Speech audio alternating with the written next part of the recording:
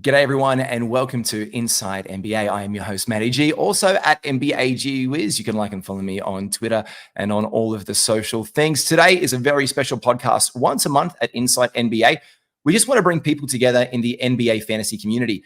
Absolute legends, the brains trust of Dan Titus, Josh Lloyd, and Adam King. Join me right after this. We've had a great chat. We've taken some of your questions. We've looked at hot guys, cold guys to start the season, where you can get some value back, some injury news that's popped up during the pod, and we play Fake GM, where I absolutely get torched and my luck ran out. You'll find out what that is right after this. Have a listen. You are now listening to the Insight Fantasy Sports Podcast. G'day and welcome to Insight NBA Fantasy Jam Session. We're going to do this once a month and get a whole bunch of just brains trust kind of guys in the room. The guy who is from the West Coast of America and who was traded there because of their chicken wings. Nothing to do with the clubs that are involved in the Bay City area. One Mr. Dan Titus. Good morning, Dan. What's up, Matt? Good to see you, man. And great to be joined by three Australians. I know there's a question that we had is like, are you guys the best analysts out there? I think it's a fair question. Yes, we'll get to that. We'll get to that. I'll ask that question from a listener of yours, a beautiful young lady who's a Celtics fan, Casey Mitchell. Why are Aussie analysts the best? Well, you can answer that one for us later. Thanks, one. Talking about one of the best Odyssey analysts out there. He is the head of Basketball Monster. Locked on. He is a genius when it comes to this stuff, and he knows a whole bunch of things about life. Josh Lloyd. Hello, guys. Welcome. Oh, not welcome. Hello. Welcome to me. I'm glad to be here. It's good to. How are you? Yeah, welcome. I'm all confused. I'm all out of whack. It's one of those ones that it's like that. It's when you're a guest on the show, you can sit back and take. I know. When you sit here and it's like, hey, I'm ready to do this. It's like, hey, I'm not actually hosting this thing. So, hey, hello. It's good to be here. Hi, and welcome to you, Mr. Adam King. We know him as Kingy. Mate, how are you back from tripping the light fantastic in America? How was your sojourn to some NBA games? It was good. Unfortunately, we didn't see a lot of close games. A lot of them were blowouts. But as I mentioned to Dan when I was on with him a couple of days ago, in Boston, it was the game where the Celtics beat the Pacers by 50. And I think the crowd was actually louder in the last quarter when Sam Hauser and Peyton Pritchard were going off than they were to start the game. So no one left in Boston, whereas in New Orleans and Indiana, the arenas emptied out pretty quickly. As soon as the game was done. So, very different, but still a really good experience. Were you disappointed with the blowout? Oh, look, some of them would have been good to have some close games. I enjoyed the Boston one because it was fun. The crowd made it fun. But, we stayed till the end of every game because we paid good money. And actually what surprised me was the amount of people that turned up to games late. Like we would be sitting there and then people would just rock in at halftime. I thought you paid $100 for these tickets and you're going to watch 30 minutes. And then people would just leave at 3/4 time or go off somewhere and then come back 20 minutes later. It was odd. I don't know where all these people were going. So Dan, have you made it to any NBA games live this season so far? Not live. I'm actually going to go to Monday's Warriors Houston Rockets game. I'm pretty excited for that. Just got the word that maybe Steph Curry is coming back for Saturday's game, so it'd be nice to see at least some of their starting lineup back by then. But it's interesting that you say that, Kingy, because I think one of the things that I've noticed, especially in the Bay Area, once the Warriors moved from Oracle Arena to the Chase Center, it seems like the fan base became way more corporate. So you'll see a lot more people dipping out way earlier than you would normally expect. Like the We Believe era of the Warriors is like long gone, it seems like, at least from a fan base standpoint. That's a damn shame. Yeah, it was like, it was very different depending on where we were, but it was just because for me, if I paid money to go and watch an event, I'm staying. I'm staying till the end. So anyway, it was an experience. Well, you're hot out the gates and back into doing pods the second you've dropped in. So let's talk about guys who have been absolutely hot out the gate to come in for the season. Pull over by this hot guy and let me out. Yeah, the hot guys have started the season really, really well. Josh, mate, who's your hair? It's just bolted from the gates for you the second the season's dropped. Yeah, well, there are a few, obviously, that are off to the hot starts, and you see a lot of this stuff that ends up being unsustainable, and they pull back to the pack, and you're seeing that a little bit. But let's Yeah, I would say that Scotty Barnes has started out pretty hot. Like, I don't think anyone saw this level of production from him beginning this season. It has started to cool off a little bit, but that's been an absolute red hot start for Barnes, who's got to be in prime position, I would say, or at least in the top 3 for most improved players with the way that he started the year. Yeah, absolutely. Dan, actually, you tweeted out something I took a screenshot of to read to you today about Barnesy, because he factors into something we're doing with Fake GM later on. Only 3 players in NBA history have averaged at least 20 points, 9 rebounds, 5 assists, 1.5 steals, and 1.5 blocks. Boogie Cousins, Kevin Garnett, and Mr. Lou Alcindor, Kareem Abdul-Jabbar. Mate, who has been one of your guys? Obviously, you've been high on Barnesy to tweet that out. Anyone else that you reckon's just jumped out the gate? So one of the guys I was really keen in on and didn't get enough shares of was Alperen Şengün. Right now he's a top 50 guy, and I think it's really the assists. Like, I think everyone last year was like, Steven Silas, play through Alperen Şengün, it'll be good for you. And now look what they're doing. Averaging 6 assists, like, that's awesome. Would love to see him shoot a little bit better from the free throw line, but I like what I've seen thus far, man. I think he's only going to get better. So I think it bodes well that Houston's playing well offensively and on the defensive end. And I know that he was supposed to be a liability, but he seems like he's holding it down now. So feel good about Alperen Şengün rest of the season. Yeah, you said that before the season in the chat that we had as well, that you were really looking forward to seeing what he was going to be doing. So vindication for Şengün. Kingy, what about you, mate? Who's your hair out the blocks?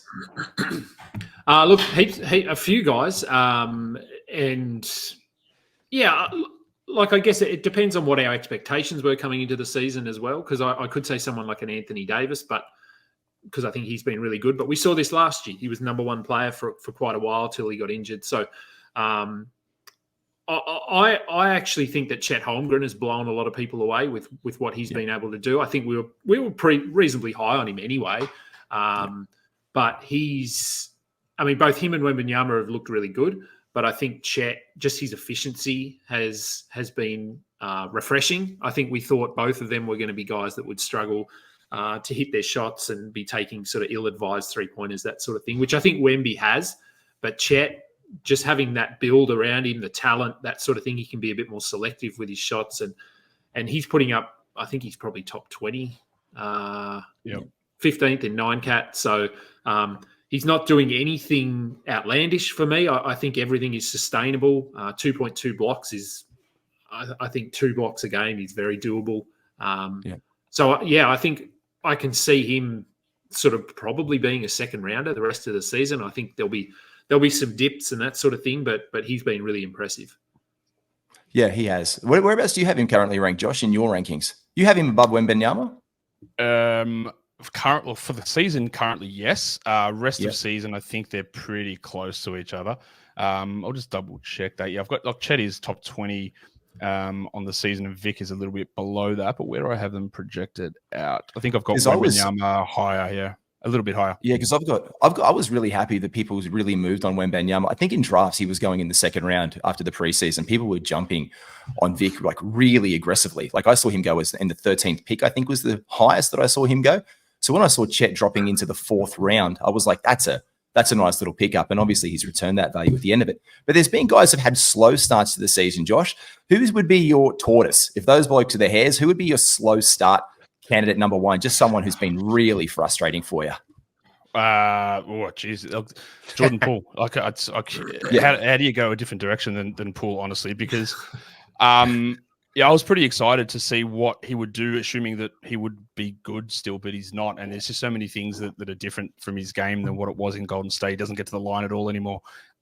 His usage is well below Kyle Kuzma, which, again, don't really understand how that happened. He's playing fewer minutes than he did coming off the bench in Golden State. He's not passing. He's hitting 15% fewer of his free throws. Like, none of that stuff makes any sense to me versus like what he should have been able to do on this team, even if you were cautious about his shooting. And you should have been, because he was going to jack up a lot of shots. He's not even jacking up a lot of shots. His usage isn't even high. He's not handling the ball. He's not getting to the free throw line. He's not hitting free throws. He's just completely different to what he's been the last 2 seasons. And when we thought that he would get more minutes and get more looks, it's just gone the opposite way. And I screwed it up, and I don't know why it's happened. No, look, and the Washington Wizards are just shithouse. And so you'd think that in a team, honestly, one of the worst teams I've ever seen play. Like, they are just disgraceful. I tried to watch them the other day just because I wanted to see Bilal get out there and have some run. I wanted to see it. Kuzma's he's been impressive. Like we did say before the season, we wouldn't be surprised if he was the guy. He was more tenured in the team, but they had a pathway to be okay-ish. Yeah, but this bad is disgusting. Like it's just gross basketball. Mm-hmm. It's terrible, and you're right. They're not trying to win. We know that, but there are ways to do that without just alienating your fan base and even the players that you've got there who are going to be there a while. The guys that you just signed to contracts or just traded for, like, you're going to have to try and figure out a way that they're a part of things, or I don't know, they trade them later on. It's just it's a very weird way of running things and deliberately being aggressively non-competitive. Yeah, 100%. Dan, you tortoisey? So yeah, since I'm in the Bay, I might as well mention Andrew Wiggins, but I guess I could throw in Klay Thompson too. I think it's just everybody that's not Steph Curry pretty much at this point on the Warriors. But I think Wiggins is probably the most alarming just because, his volume is down. He's not getting really any stocks. His rebounds are, beneath 4. Like, this is not the Andrew Wiggins we expected. You're not spending a high draft pick on him. Like, he's a mid-round pick, but it's still, he's a drop right now in fantasy basketball, which I don't think anyone 100%. Expected at this point. I felt like this is the time that he could turn it around. He looked a little bit better yesterday, but like not enough confidence. I'm like, okay, when Steph comes back and Dre comes back, he's going to be back to normal. I don't know that I see that.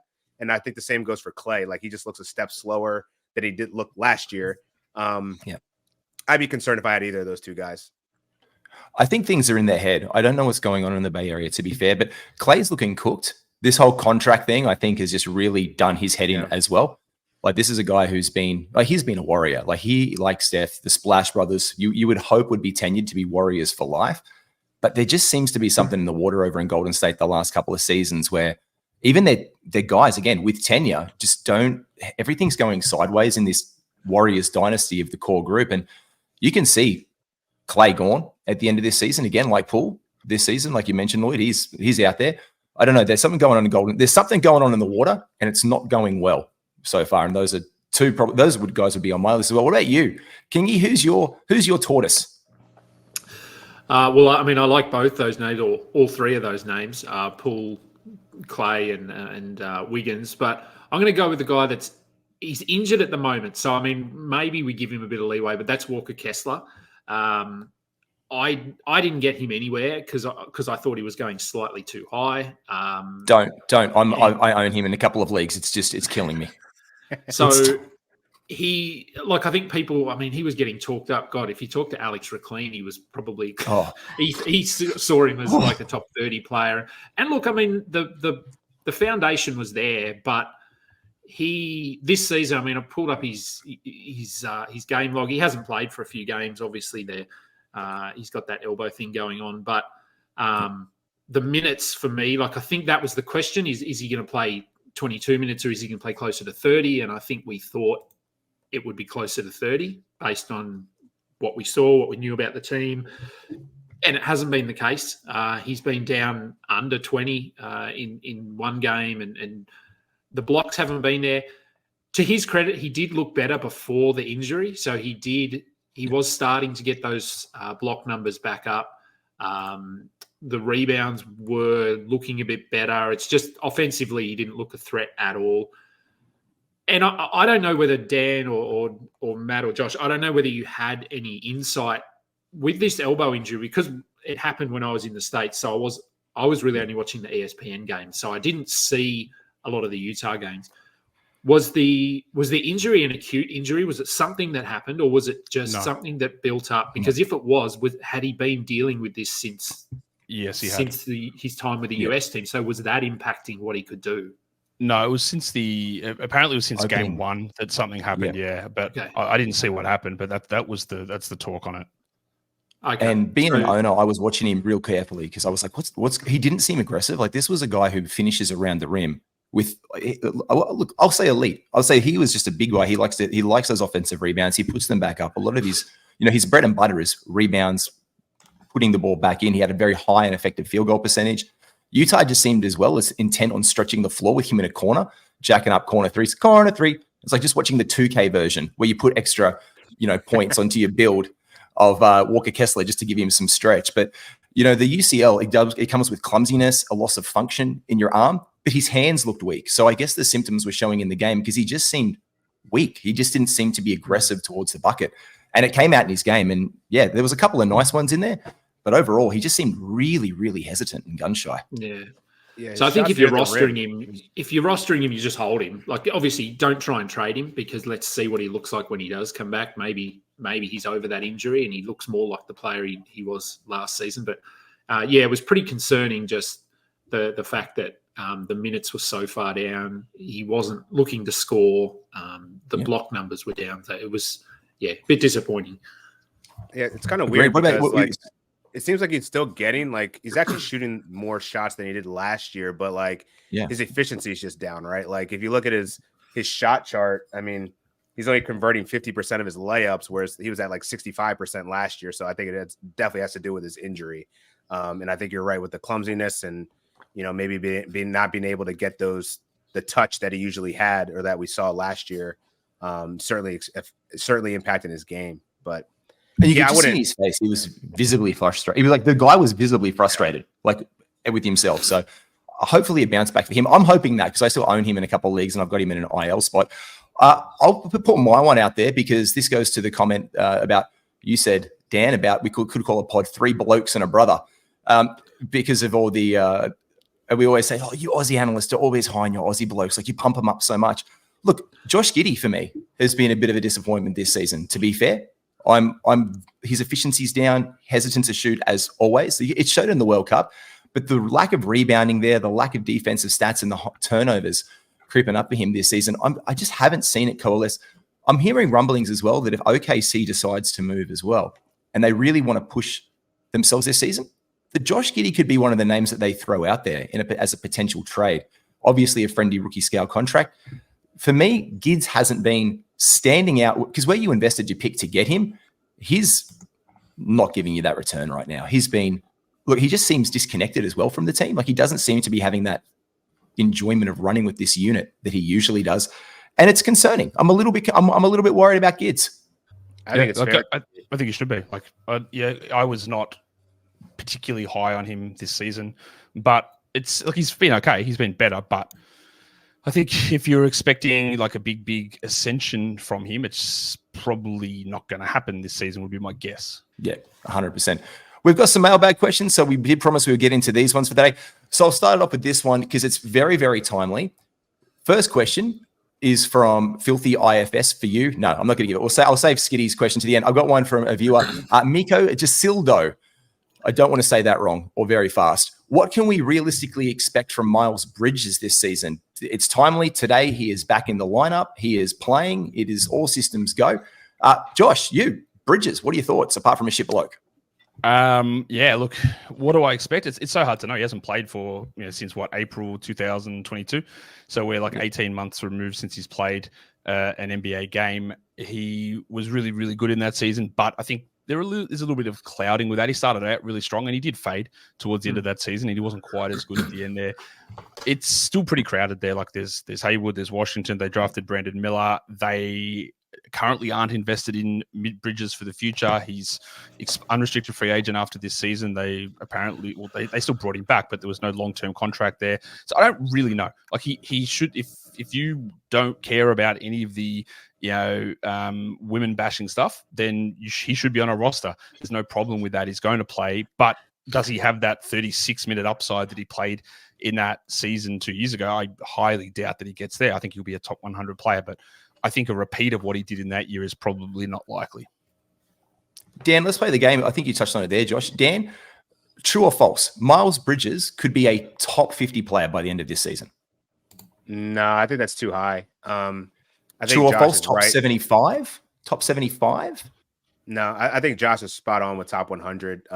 Yeah. Looking at those minutes, like, the season prior, so 21-22, playing 36 minutes is certainly what propelled him to average 20.7 rebounds, 4 dimes. If he moves to high 20s, low 30s, I mean, I think you could be looking at a top 100 guy. And we don't really understand the expectations here, right? Like PJ Washington's playing all right. Gordon Hayward's playing all right. They still want to get Brandon Miller into the fold. So like, there's a lot of there's a lot of competition for minutes in that front court that I feel like Miles will still, get his fair shake, but I would temper expectations for it. It's not going to be the 21-22 version of him that we got. Yeah. Kingy, you're about the same on that one? Yeah, look, I think he could be top 75, but chances of him getting there aren't great. It will, I mean, as Josh said, we just don't know how they view him and how they want to use him. Rosie is out at the moment, but he's getting close to coming back. Hayward, I think, is questionable maybe for today's game with a hamstring. So no, he's back. Straight away we go, is he playing? Have they said if he's playing? They're all playing, but him and Miller are all playing and starting. Okay, so Bridges will come off the bench. I mean, we know what he can do, but it's are they going to play him ahead of Miller, like give him minutes to close ahead of Miller? Or, we just don't know. So I think it's hard to project too accurately. But as Josh said, if you don't care, if you can look beyond the off court stuff, he should be rostered. I think I picked him up in 2 or 3 leagues and just put him straight in my IR spot when we got word that he was coming back. Whether we agree with it or not, we're here to talk about fantasy, and from a fantasy perspective, he should be rostered. It's the separation of church and state. Like at the end of the day, if you're in it to win your league and you've got that spot, you've just got to put your line in the sand and be like, I'm not looking for that one. In the 2021 season, he finished up on #basketball as the 88th ranked player, playing 29.4 minutes a night on 66 games. So if he plays the rest of the season, he comes down. Yeah, Josh, I reckon you're spot on, mate. He's probably flirting with that 90s value or very end. And again, efficient from the field, efficient from the line, 1.8 threes, 12 points, 6 rebounds, 2 assists, and almost a block a game, 0.8 there and 1.6 turnovers. So that's obviously a player that you want on your team, but yeah, he's going to be falling. I think that's probably where my expectations realistically would be, to fall back into that 2021 Miles Bridges before this breakout that he had the year after one. Next question on the list one here. This is direct advice, and we don't know their league, and it's always a hard one like this. So, Kingy, I'll give you the hard one. Here we go. Is Tyus Jones a drop for Coulibaly?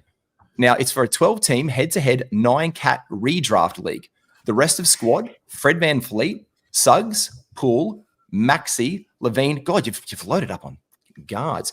Bain, Kawhi, Zion, Grant, Zach Collins, Vooch, Scoot, and Duran. Look, it's a tough call. It is going to be a little bit stat dependent, because if you've got Coulibaly on your team, you're really just looking at defense, steals. His offense is so raw. I'm not that high on him. Although Tyus Jones has been pretty disappointing as well.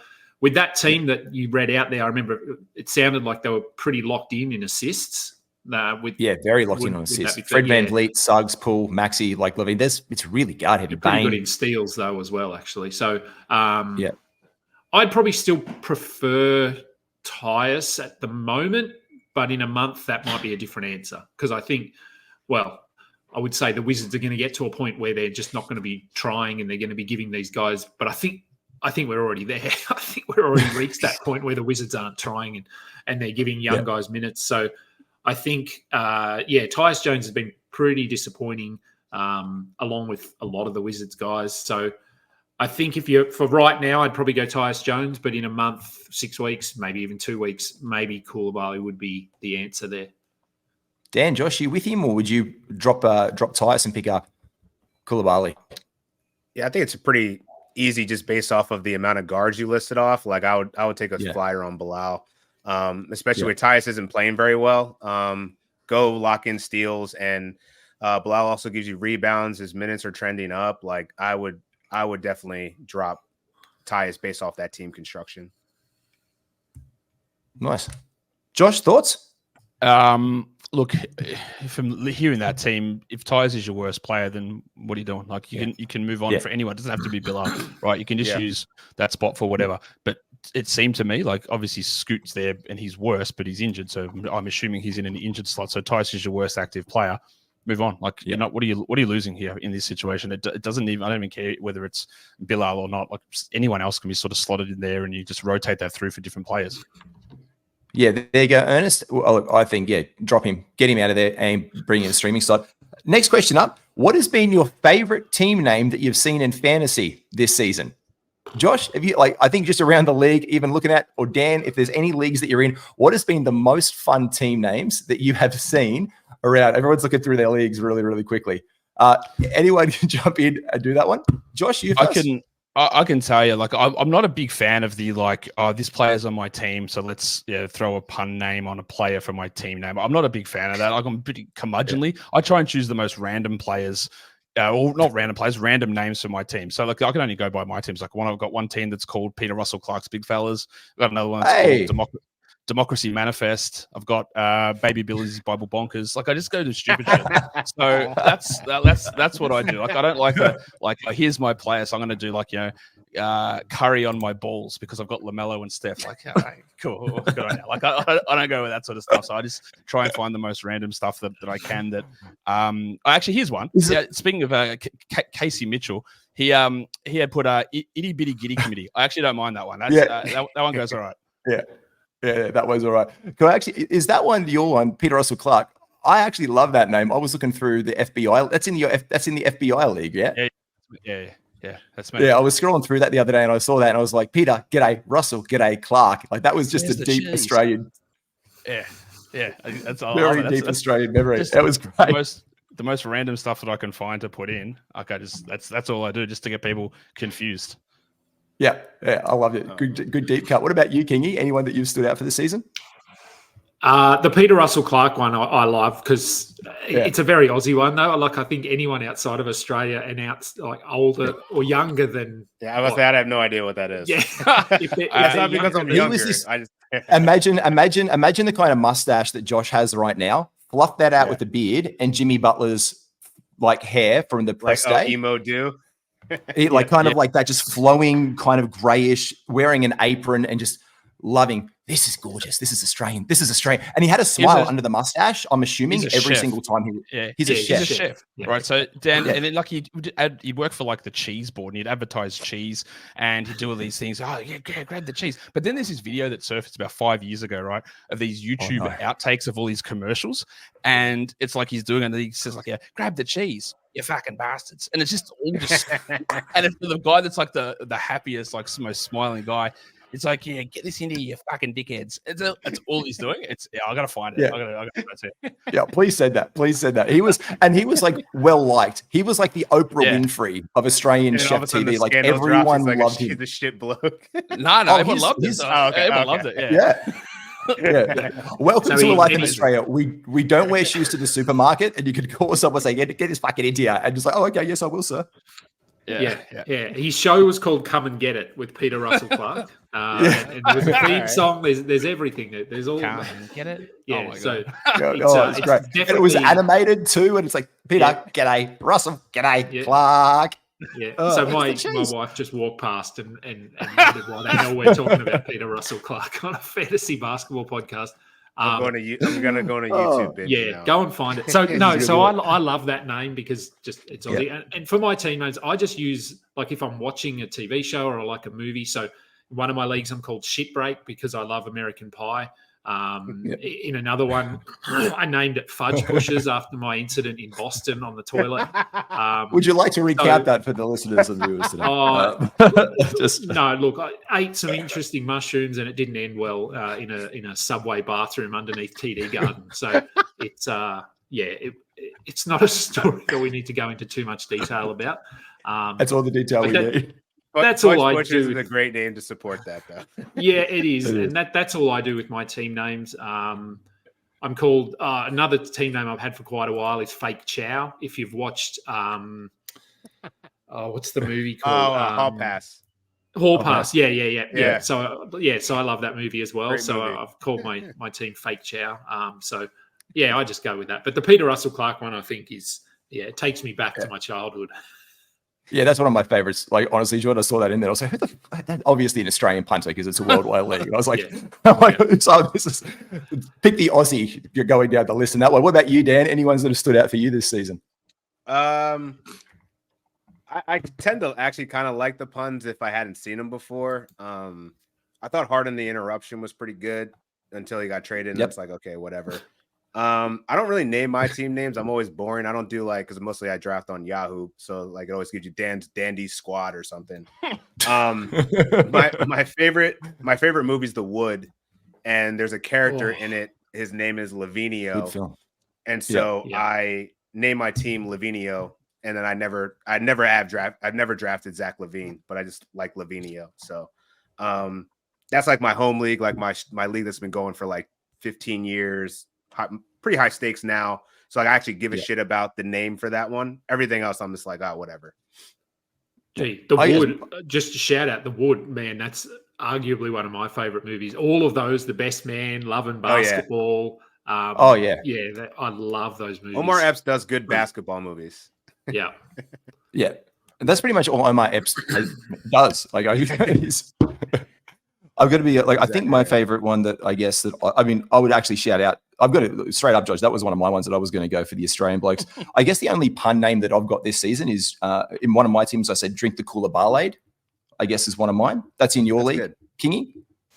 Put "Drink the cooler Barlaid." But just for me, there's been games. I came, I saw, I conquered. I think is one of the favorite pun team names that I like this one. And my deep cut basketball reference is one in my friends and family league. Just for me, it's called Blue Chips. Boys, it's that time. Let's get to it. We've got 15 minutes to go on this one. I promise we'll be out here in 45 minutes. This is what we're going to go to. A bit of a game called Fake GM. Now, Kingy, this is a little bit about like the preseason wheel of draft. What we did, everyone, before this pod today, everyone messaged in two guys. One guy who is basically their stud so far for the season, one dud for the season. And then I had to fill it out with different categories. And those categories I decided to fill in like this. So the different categories we hear are waiver heroes. There's 4 guys that have been heroes for the waiver wire. Because we're playing Fake GM, there's also 4 guys here who I called the bag getters. There's 4 guys who got the bag in the offseason, and has that return been worth it? So if you sign them as the GM, have they really returned that for you right now? And the last category is risky, frisky business. So there are 4 guys on here that you have to take at some point in the pod. These are the names that we have selected out here. We've got the guys that we saw in blue are the ones that we all thought were studs for the season, and we've touched on a couple of those. There's Scotty Barnes, Asar Thompson, Tyrese Halliburton, who I know that you're a big fan of, Kingy, and Jalen Duren. The duds of the season so far, Triple J, Darius Garland, Chris Middleton, and Walker Kessler. The risky, frisky business guys, Zion, Kawhi, Beal, and Jamal Murray, with another hamstring injury, which could be lingering on, made the list. The guys who got the bag, Jeremy Grant. So we got Grant, we got Jaylen Brown, Jakob Poeltl, and Fred VanVleet. And the guys who have been on waivers for most of the season and still active on some guys' waivers now on Yahoo, on ESPN. We've got Derek Lively, Koulibaly, we've got Bogdan Bogdanovic, and Keontae George, who has been one of the, I guess, the hottest pickups of late. To be fair, boys, I can't find my little cup that I usually do. So we're going to have to paper, scissors, rock to see who goes first. There is some conditions of the draft, though. I have got these little 4 slips here. Everyone has their name on a slip. These are the Stern slips. You can veto a trade because every single one of us has to make one trade, and you have to decide to trade your pick before we spin the wheel today, Kingy. So we can't do it afterwards. You have to take or trade when it comes to you. So you get a choice. You take that pick or you trade that pick, and it can land on anyone. So obviously it chats over time and where you're going to go, but we'll get it moving on from that one. Are we ready to go? Paper, scissors, rock to start. We'll drop out people like this one. We'll show on 3. We'll do it old school style. Ready? 1, 2, 3, show.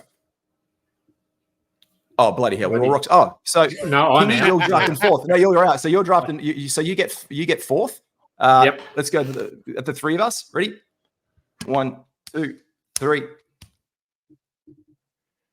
I'm out. I got scissors. Did you pull a gun, Dan?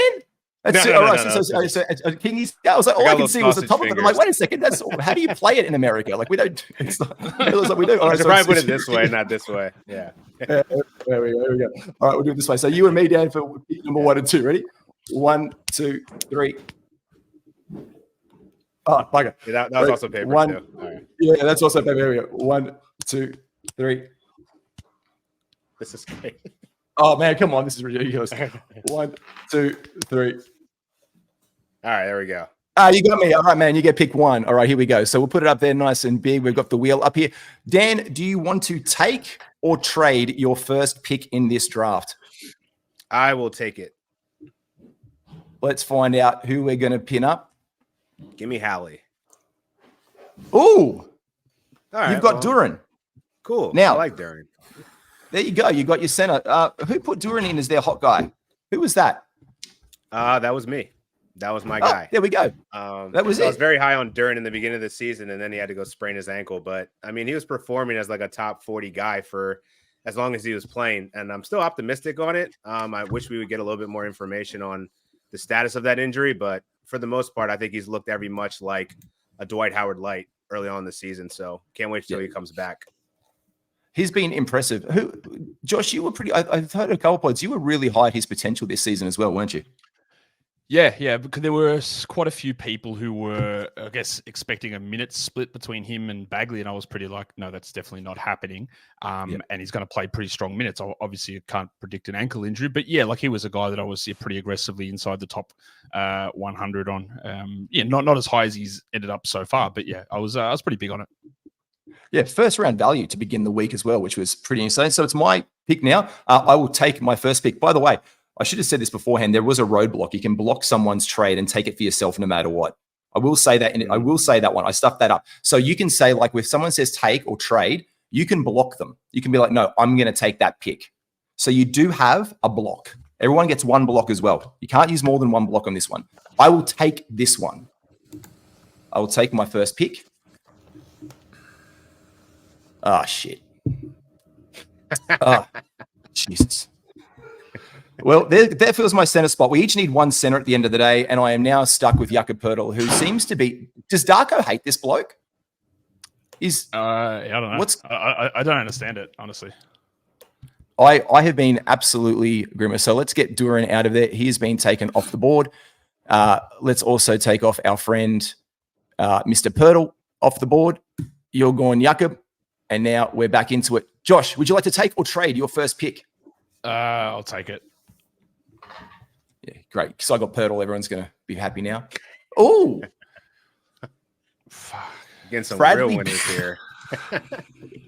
Yeah, you start off well and we're going shit, mate. You talk us through. You've been hearing some things in Phoenix that may coalesce that this might be longer. He's been announced today, 3 weeks out at least.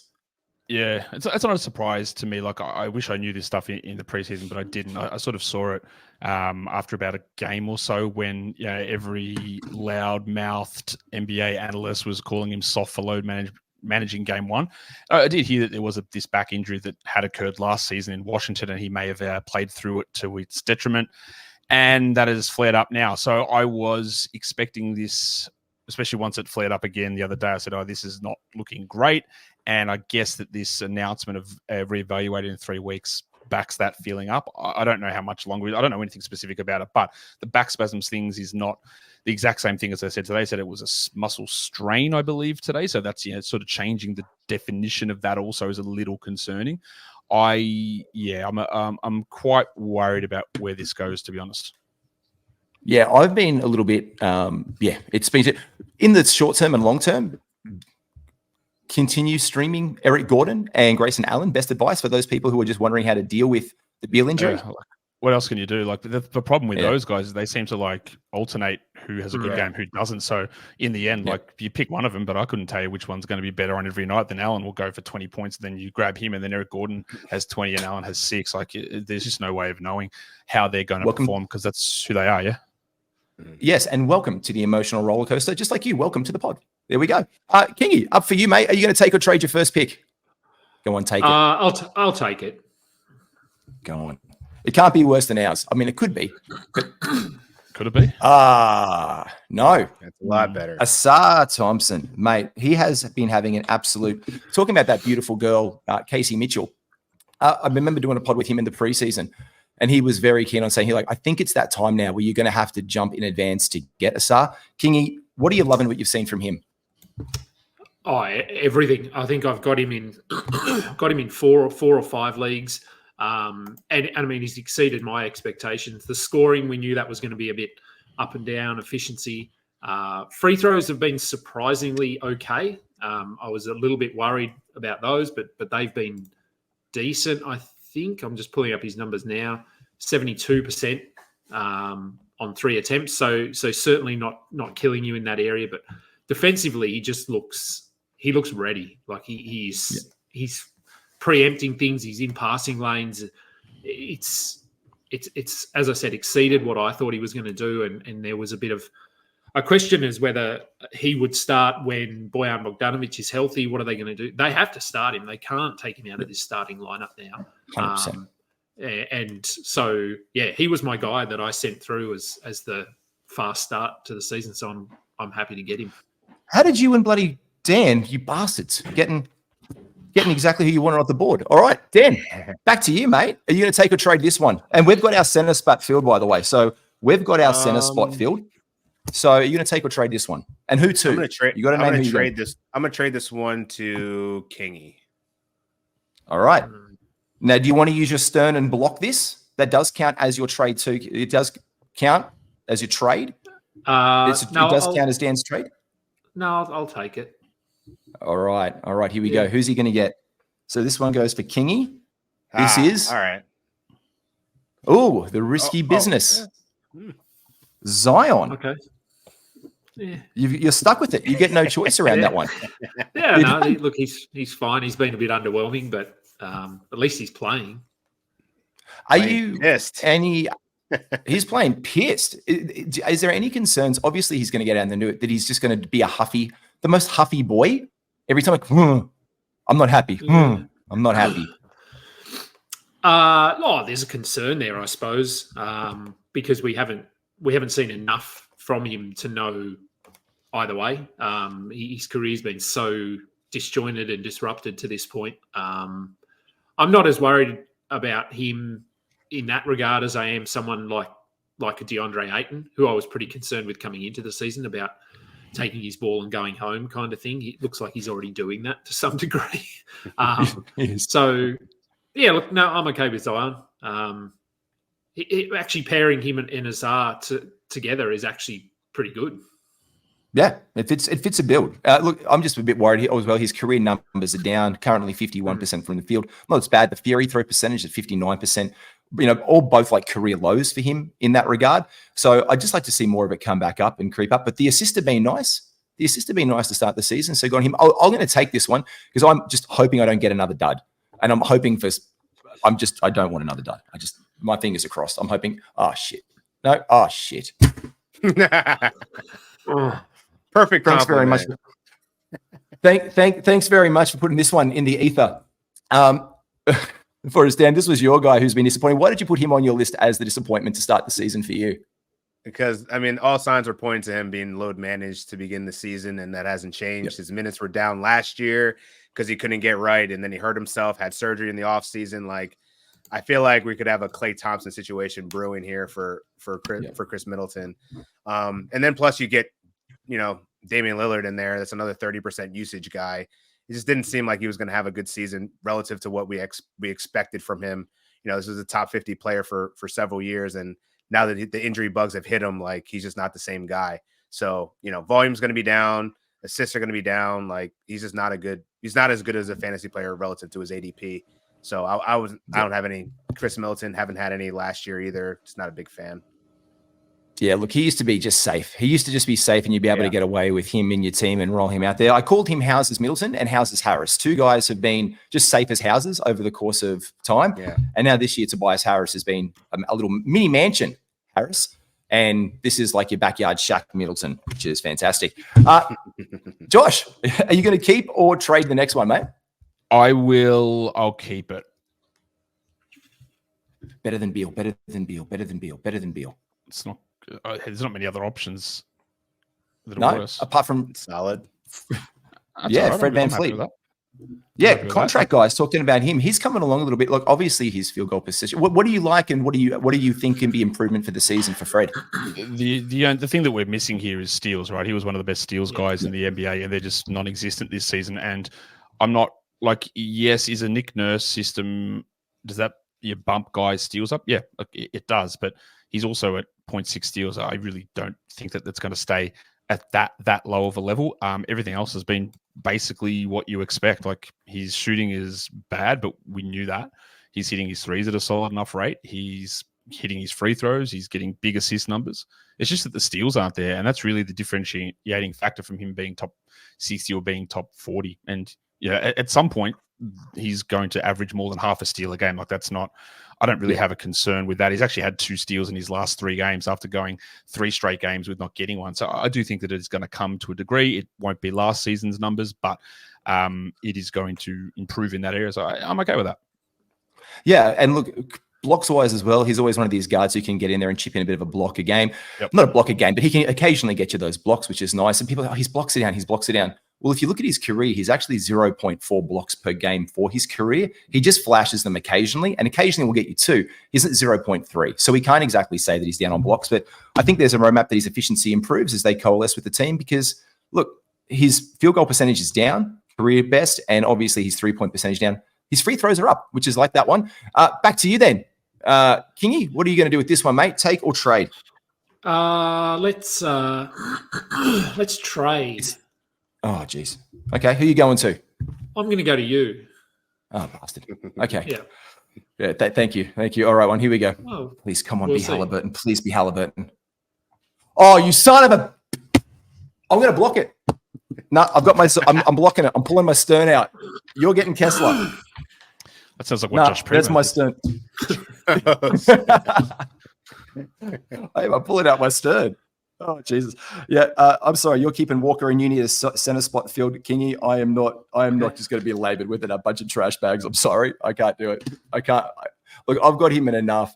Mate, I think I'm leading the just really sad about him squad at this point in time because for me, he's been like injured that first game and then the blocks weren't there as well. It explains it. I'm hoping I've stashed him, but mate, you've got to be disappointed if you were drafting him or if your name is Alex Reclean and thought he could be a top 30 bloke. Yeah, like I said earlier, I think you're disappointed, but I think that trying to stay positive, you look at this elbow injury that if he did suffer it in that first game, that it was just lingering and was impacting his play. So short term, yes, you've had to deal with him not producing and missing time, but if long term that means that he's better and in 2 weeks, 3 weeks, he's back to where he was, then I think you have to just cop it. Absolutely. Back up to you, Dan. Next pick up off the board. Are you taking or trading it? Real quick, take or trade. Taking it. Good. Oh, Kawhi. So close. It is. You want away, Kawhi. Mate, news this week that he's been taking a bit of a back seat and that Ty Lue wants Paul George to be the aggressor. Are you concerned at all about Kawhi's role in this new Los Angeles Clippers team? Not particularly. He's an efficiency guy, so I mean he's going to get 20 points. The rebounds will probably be solid. Assists probably around 4 or 5, probably like 4. Defensively he helps you, so like I feel like Kawhi Leonard doesn't do anything wrong. He just needs to play games, and so far he has. So I'm cool with having Kawhi Leonard. I think Josh, you're one of the guys who have heard be vocal at this enough. We can't always just draft off past injuries for risk because when he's playing, he's like obviously a top 30 fantasy player, like top 20 fantasy player. You're always high on. Are you high on flirting with risk, or sometimes you just have to be risk aware or just risk adverse? It really just depends. Like you can't be doing it with every pick, right? You got to sort of pick and choose your spots and where you're going to do it. So I'm all right with taking, like I took Kawhi in round 3 in a few drafts. In others, he was there. I said, well, I've already done it too many times. So I'm not going to do it again, or I'm not going to back-to-back him with Zion later on or something like that. Like it's all about trying to find the right spot and the right value. He doesn't look great at the moment, to be fair, Kawhi. I don't know what's actually going on. He just looks a little bit slow, and I don't know if that's just the Harden situation or what it is, but it is a little bit concerning where he is. But I'm always going to have caught, like with injuries, right? The way that I look at it is I can't predict them. It's impossible. You can't either. No one can. It's don't tell me that you can, right? Because you can't. But when someone has an ongoing long-term degenerative problem, that is a concern. Like if you are just consistently having the same injury happen, that's where you start to go, okay, I am going to believe in this injury, or I'm going to have this thing. Even Zion's an interesting one. Like, people were telling me, don't draft LaMelo. He's injury prone. Like he played 75 games 1 season ago. Zion had a year where he played 61 out of 72 games. Like it can happen, right? Not to say that they're not going to get hurt, but anyone can get hurt at any point. And I believe there was like think there was 25 people who played 78 games last season, and out of those guys this season, in week 2, like 7 of them hadn't even played a single game this season or something like that, because that's just what happens with these injuries. Back to Kawhi. I'm more worried about how he looks on the court, honestly, not even about the injury.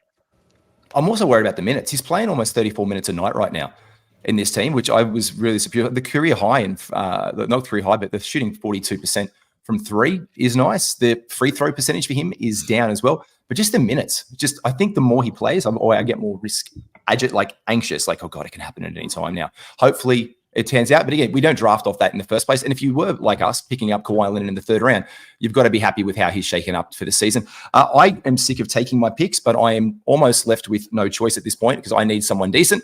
And I'm going to have to try and take it and hope for one of the big boys. I'm hoping for Hallie or Barnesy. Oh, yes. No. Oh, son of a bitch. All right. He's on a heater. I'm happy with that one. I'm happy with that one. He's on a heater. Look, I'm happy. I think he's been one of the guys who's available in a lot of leagues. He is an absolute waiver wire stud muffin this season to start off with. He fits in the Hawk system. He's looking healthy and well. There's like the game-to-game thing. But Bogdan Bogdanovic has been one of my favorite waiver ads. If there's a Hawks back-to-back, if there's a situation where they play on a low-volume day, there's a high-volume day, and there's a low-volume day the the game after that, the day after that, I'm absolutely looking at Bogdan. I'm happy with him. I'm happily keeping Bogdan. Back to you there. I think Joshy? I got it. Oh, Joshy. Oh, it's me. Joshy. No, it's me. Oh, no. Oh, Jesus. Oh, you can. I'll give you the choice because I hit the button too early. Would you like to take or trade? Jalen Brown. That's all right. He's fine. I'll take him. All right. He's all right. Like he's not playing particularly well, but he's also not playing particularly poorly. I wouldn't say you've got gigantic concerns about Brown. I wouldn't say you're supremely happy. He just sort of is floating through and being fine. Like I don't know how else to describe what he's done this season. It's been fine. It's a drop from last season. Not a significant surprise there. He's just been fine. Like there's just really not a lot to say about his game. It was always going to be a bit squishy with Porzingis coming in and then fitting Drew Holiday in, and that's exactly what's happened. And yeah, he's going to have big games. He's going to have bad games, and that's sort of where he's at. Yeah, and he fits in. And he fits nicely with your team. Beal, Fred VanVleet, and Jalen Brown. You're still in need of a center to trade for, and so no, that is it. So you're the only one who still needs to get a center off the books on that one. And talking about centers, have you been impressed with KP's fit in the Celtics this season and how they're looking in general? Oh, they look great. Like they're gonna get cooked if they cop a couple long-term injuries because their depth is pretty rotten. But they look great. If they're full strength, I don't. It's them in the East, surely. Like they look unstoppable at times, everything's been a perfect fit. And I guess it's Kingy. It's over to you. You've seen them in the flesh play. How impressed were you with Boston? Very. They look. Yeah, Porzingis is an ideal fit there. We saw him doing some interviews after the game, and another one of my friends went over and recently and managed to actually go down to the pregame stuff and got some photos with Porzingis. Nice. And he just said his demeanor is he's so relaxed, and he just comes across in interviews and things like that, just about how happy and how much he's enjoying his basketball. And I was reasonably high on him coming into the season. I was happy to take him at around pick 30. And I don't know what he's ranked at the moment, but I think Boston look amazing. And as Josh said, if they get a couple of long-term injuries to like a Tatum or a Brown, they might struggle a little bit. But I mean, they beat Philly the other night without Porzingis or Jalen Brown. And their depth, that was a surprise. I lost a parlay multi on that one. Yeah, it was. Their depth is not great, but they managed. So they do need to stay healthy. But I think, in terms of the East, it was sort of them and Milwaukee. It's now Boston. Like I don't think the Bucks are in that area yet. They might get there, but at the moment it's Celtics pretty comfortably. Yeah, Celtics and 76ers for me in the East. I'm just loving what I'm seeing out of them. And that actually brings us to you for your pick right now, Kingy. Let's are we taking or trading this one? Who's still on there? There's some good names on the board. There's also some bad names on the board. There are. Let's take. I'll take my whatever I spin up.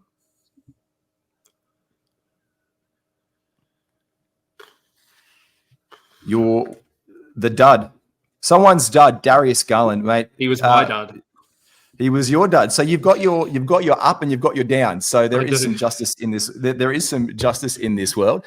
Why did you put him as your dud? Oh, he's just been meh. He's been so boring and frustrating, and he's had injuries. I know that, but I was just hoping he'd take that next step, and it hasn't come. He hasn't been bad, but he just hasn't. He hasn't done anything to excite me to this point. It's Karis LeVert is outplaying him, and that's concerning. Yeah, so to me, he's just been really underwhelming with everything. He's not the steal numbers are okay, but the assists aren't awesome. He's not hitting a lot of threes. Scoring is down. And the turnovers and the injuries. Okay. Yeah, turnovers. I mean, I don't really look at turnovers, but yeah. So I mean, I'm still hoping that he can turn it around, but I'm not trying to sell him off or anything like that. But I just know I have him in a money league, and he's just been very sort of middle of the road. Nothing exciting yet. Nothing so. Dan, your pick now. You've only got 2 guys on your team. You've got 4, Kingy. You've got Asar, Zion, Kessler, and Garland. Josh, you've got Beal, Fred VanVleet, and Jaylen Brown. I've got the bench warmers is my team and my name. Pirtle, Chris Middleton, and Bogdan Bogdanovic. And Dan, you've got Jalen Duren and Kawhi Leonard. Are you taking or trading? I think you've got to take. Yeah, you got to take. You got to take. You got to take. Bilal. Here we go. We touched on him earlier. No need to probably deep dive on him. It actually goes, you've got a defensive powerhouse team. Duren, Kawhi, and Bilal. Yeah. Need to get some scoring in there. So maybe I'll get or some assists too. So maybe I'll get one of Hallie or Keontae coming up. I will make this easy for you. I'm taking one of them in this pick 100%. I'm going to take my next one. I've got 3 as well. I'm going to see this one. Barnty. I haven't just got the bench. I have got Derek Lively. He is living and on. Josh, I know you were high on him to begin the season. Can I ask you what you see Derek Lively's role being long-term with the Mavericks this season and how your projections shape out for him? I don't know how much changes from where he's at. Maybe a little bit more consistency in minutes, a couple of extra minutes a game. I think his shot blocking rate can actually probably rise, but he's not going to expand his game out and start, getting huge usage or shooting threes at a high rate. Like I think he's sort of doing what he's doing and just maybe add 5-10% onto it. Josh, would you like to trade for Derek? Because you need a center. And is that my would you like option? To use? JJ's still out there. Triple J still on board. I'll wait then. No, I can leave that alone. Oh, thanks, mate. No, thank you. That was lovely of you, Josh. Appreciate it. Next one up though is for you, Josh, and you might land on him right now. Let's see where you fits into your team. But there's some.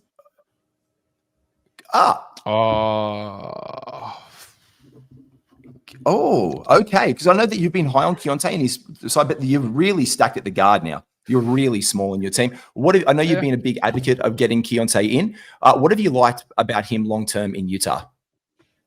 Yeah, like to me, it was just the other guys are just no good, right? So it was pretty clear that they needed to turn those reins over. Like he's a rookie point guard. There's going to be struggles. You don't expect huge amounts from him, but the fact that he's dished as many assists as he has to start off has been a real pleasant surprise. I think he will ramp up usage and shooting numbers later on in the season. Again, when I'm saying that I'm high on him, I just think you want to grab a guy like this. You want to be a little bit ahead of the curve so you don't have to actually pay a premium to do it. If you're in a fab league, which is what I did, and I grabbed him probably at the start of week 2 just because I watched Taylor Horton-Tucker play, so I knew what was going to happen in that scenario, and I just didn't know how long it was going to take. But there's going to be nights where he scores 10 points and shoots 33%. There's going to be nights where he has 20 points on 60%. But if we can just get consistent minutes, which we have, and consistent 6 assists, which we also have, sprinkle in a bit of steals, get some good free throws, I think he's going to be useful enough. And then we see that improve and improve. If it doesn't improve and we're hitting in middle of December and he's still averaging 7 points, then I'm probably not going to bother with it. It's going to turn into Tyus Jones. But you get these guys, you understand that you're going to have some early struggles, and you just hope that when it's all coming together, especially if you're on your team strong, that he's starting to provide top 80 numbers when we hit January, February. And if we ask Dan Titus to consider him getting point guard eligibility in our Yahoo leagues after he plays enough minutes there, Dan, This is I like the fact that he'll be able to possibly be. He's getting there. I know he's edging towards it. Like it's like, oh, you said to DM you if you saw a guy doing like that. Just change it. Yeah, so commissioners do have the ability in certain leagues to change it themselves. Behind the scenes, we do a mixture of. I think we've created like a 5-game threshold because of all the injuries that are happening. Like we don't want to rush to just give someone eligibility. Like Ben Simmons, for example, already has 3 position eligibility. He's playing center when Nick Claxton was out, but really DFS was actually getting those minutes too. So there's a lot of stuff that goes into it, probably more than needs to be. But it's a combination of the data and the eye test. And so, yeah, we have this waiting game for certain players like Keontae, even though he's averaging the most assists, he has the most passes per game since he's been the starter, and he's the actual starter. He's playing point guard. He should have point guard eligibility. Hasn't he played zero minutes not at point guard? I think every minute he's played has been a point guard. Yeah, no, it's an easy. I know. It's like Dan is like the Loki holding all the timelines together for all the players just now. At the end, he's just sitting there, just grabbing everything, being like, "I will make them all eligible." At the end of time, my new job as QA manager for player eligibility is fun, man. I would just say, give them the eligibility, make it worldwide. But yeah, gotta play the process standardization game. Well, man, he's fitting into your team there, Josh. That falls to you, Kingy, for your 5th and final pick. Are you taking or trading this last one? I'm going to take. I hope you get someone bad. I mean, I really hope the best for you. They're all pretty good. Yeah, I say they're all pretty solid. There's no one bad there. That'll do. Harrison Barnes. Australian that's amazing. It is. Yeah, no, I'm sorry. I changed which Barnes it was. It's Matt Barnes. He's actually coaching, and he's really good streamer for threes. Sorry, Scotty Barnes. He's been an absolute blow up this season, a smoke show. Your team shakes out now as Scotty Barnes, Garland, Kessler, Zion, and Asar Thompson. What have you absolutely loved about watching Bounce Back Barnesy? We've called him. Yeah, look, he's been really good. He started the season on fire. Has cooled slightly, I think, especially in the blocks department. I don't think they're already down to 1.6. I think at one point that wasn't he was sustainable. Up at like 2.5 or something. So that was never going to stick. So that's going to see his rank fall. Yeah, I mean, I get questions about him. Is he going to be a first-round player? Both him and Maxi are probably the two that we get questions about of whether they can be first-round players rest of the season. Yeah, look, I'm not sure he's a first-rounder. I think he's probably a second-rounder. The blocks will come back down closer to 1.5, 1.4. But he'll get steals. The assists are nice. He's rebounding the ball. He's relatively efficient. I think this is his team now. We've seen Siakam sort of take a backward step, whether that's on purpose or not, I don't know. But I've loved what I've seen from Barnes, and I think this is the breakout. I think we thought it might come last season, so we were probably 12 months early, but I think it's coming right now. Yeah, 100%. He's having an absolute cracker of a season, and your team looks almost unstoppable, and we're all very, very jealous of that one. Thank you so much. Dan, your one, you've got 2 to go. Duran, Kawhi, and Bilal. You've got to take this one as well, don't you? Yeah, I'm taking it. Just don't give me Jeremy Grant.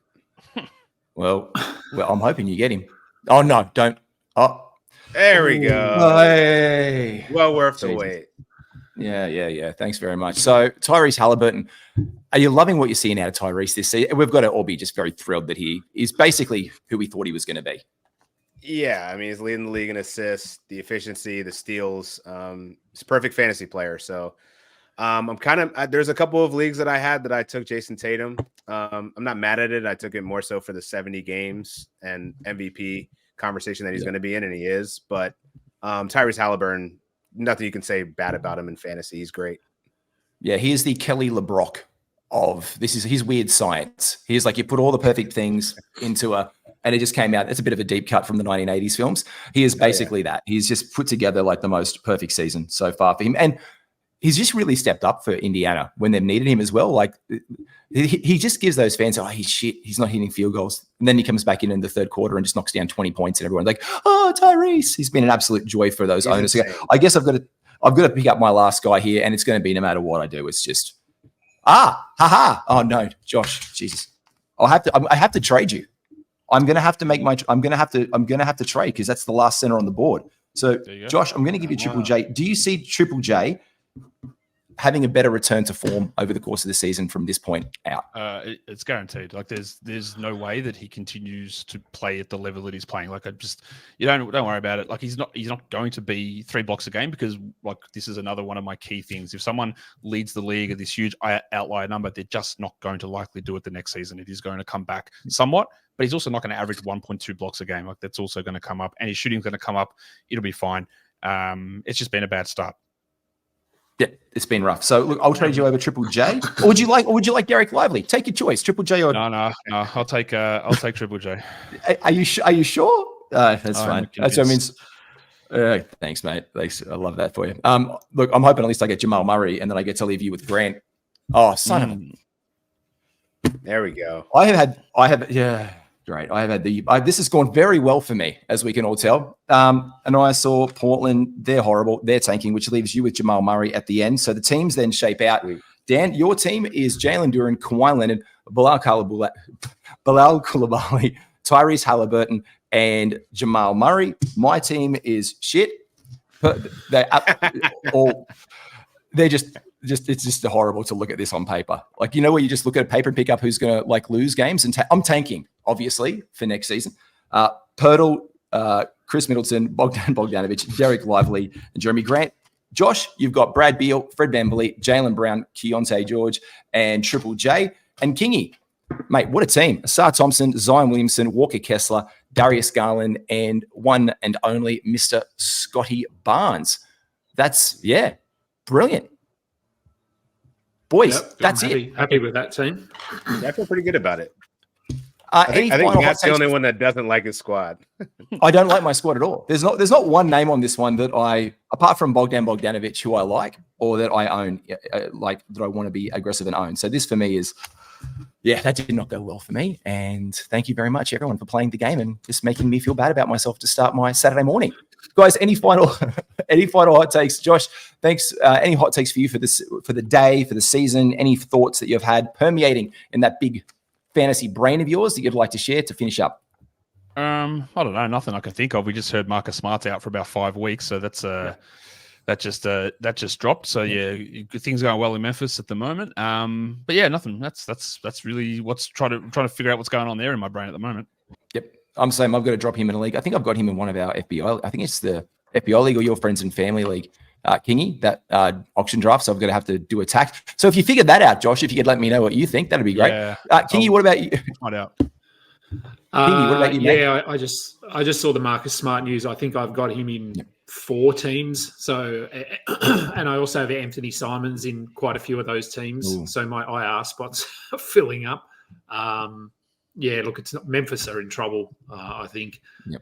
So JJJ, I think Josh got there as his last center. I think he has to turn things around if Memphis want to be competitive this season. Otherwise, when Jar gets back, they're going to have like 5 wins. No, other than that, move forward. I just read as well, LaMelo Ball has been ordered to cover up a tattoo by the league. So that's interesting because it breaches policy on advertising or something. So I don't know what's going on there. But anyway, there's some news that's not relevant to fantasy. And Dan is his serious face of focus right now. I was admiring Miles Bridges' jumper that looks kind of ugly right now. I was looking at some shoot around, but something that Josh brought up about VanVleet had me churning. His deflections per game under Nick Nurse were around 3.8, 3.9 per game. It's down to 1.7. So no surprise that his steals are down. I'm just wondering if he can get that back up to 2.5 or something like that. 2.7, something closer to what we've known him to do. We hope. I will do a final thought on this one. With this expected 3 to 5 weeks on that ankle injury for Marcus Smart, look in your league if you're tracking really well right now.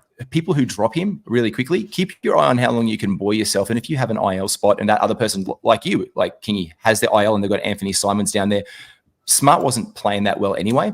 He could have an improved role when Jar's back. So the timelines are kind of coalescing together right now where Jar's going to be back in a similar time, I think. So maybe there could be some value to pick him up closer down the track. Not straight away. Don't just jump on there if you've got an IL spot and waste it. But if you can stash him down the track and add him, maybe there could be some better value for Marcus Smart once Ja Morant returns and there's a bit more of a status quo in Memphis. Could be an ad to look at down the way for that one. And I'm also curious, Duop Reith, shout out to an Australian guy. I'm very curious to see what happens down towards tanking season. Well down the track. Does Portland have another center they're going to really roll out there apart from him at the very end of the season for shits and giggles? If they don't play Ayton? There's Moses Brown. Dan, Dan, I'm about to say Yahoo's got to add him first. You ready to field these questions?